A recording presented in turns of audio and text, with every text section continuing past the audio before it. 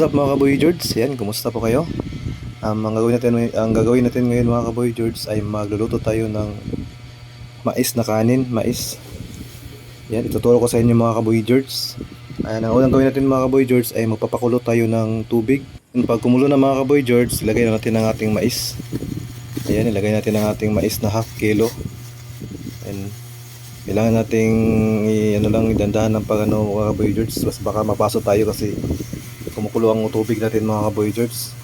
At pagkatapos nating ilagay ang ating mais na kanin, mais na rice, ay imekos-mekos natin yan mga Kaboy George, imekos-mekos. Ayan, kailangan nating imekos-mekos yan mga Kaboy George kasi para yung mais na rice natin ay maluto, para kumalat yung para maluto yung mais natin mga Kaboy George. Ayan, pagkatapos natin magmekos mga Kaboy George, takpan natin yan mga Kaboy George. Pakuluin natin yung mais natin mga Kaboy George. And after 1 minute mga Kaboy George, buksan ulit natin ang ating mais na rice. Tapos mekos-mekos natin yan ulit.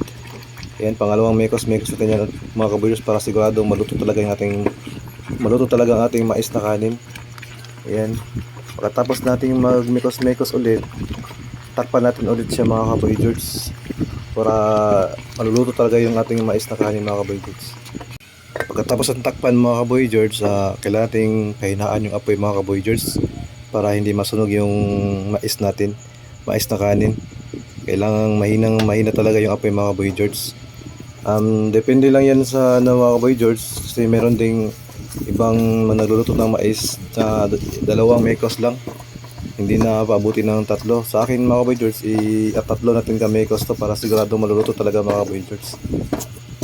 Ginawa kong 3 yung mekos-mekos natin, pangatlo kasi para sure ball yung pagkaluto ng ating mais na kanin mga Kaboy George, para swabe sa lalamunan at kinain natin mga Kaboy George.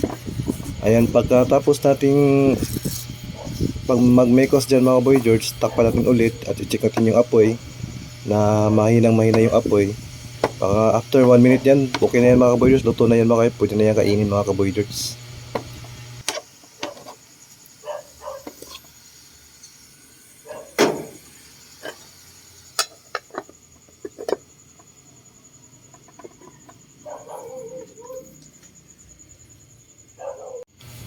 Ayan mga Kaboy George, luto na ang ating mais na kanin mga Kaboy George. Yan, masarap ito mga Kaboy George kapag parisa ng sabaw mga Kaboy George.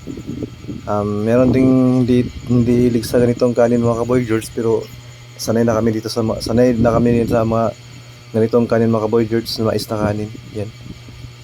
Yun lang mga Kaboy George. Maraming salamat. Don't forget to like, share, subscribe mga Kaboy George. Ingat, God bless.